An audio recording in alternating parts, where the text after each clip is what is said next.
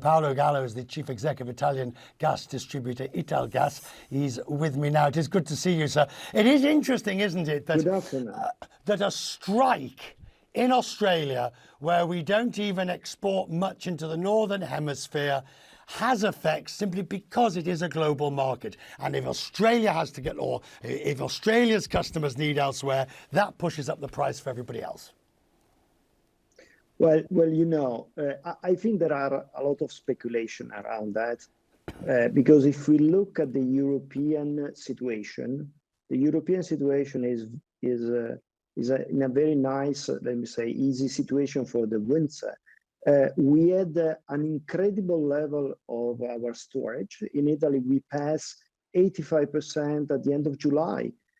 So it remains like 10% to be filled between now and the starting of the winter season. And if we look today at the gas price in Amsterdam, it went down back to less than 40 euro per megawatt hour at, I think, 35, 36 euro per megawatt hour. So to me, there is a lot of speculation, a lot of volatility. So any rumors, anything said by somebody will eventually drive the price high. And you have also to consider that during this period, the consumption of gas is very low. So there is not much volume. So if we look at the way in which this time last year, we were all extremely concerned about the situation if it was a particularly bad winter in in Europe and the US. Now, we got through, and the reliance on Russian gas, well, it's still high, but oil is virtually non-existent now. Are we in a good position for next winter?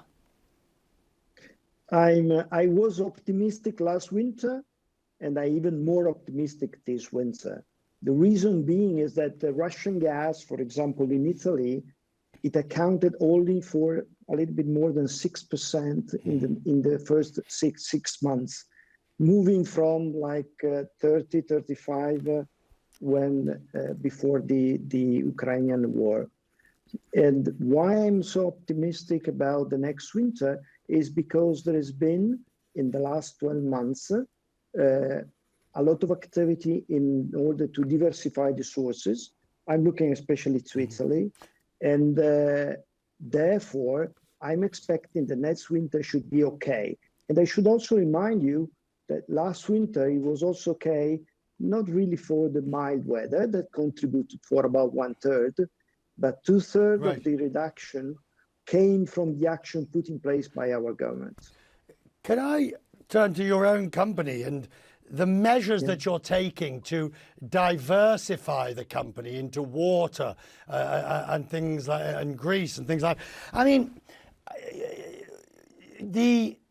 I can see the argument for diversification, but why water, which is a highly regulated, highly difficult, as they're discovering in the UK, as you know, sewage issues, supply issues, great infrastructure costs. Why water? Well, I know that if you look at the first, in a very simple way, it looks quite awkward that gas distribution will enter into the water distribution. But if you go more deeply, you will realize how close the two businesses are. If you look at the Italy situation, we have an average leakage of water, loss of water, that is over 40%, meaning that every 100 liters that you pump into the distribution system, more than 40 liters are lost.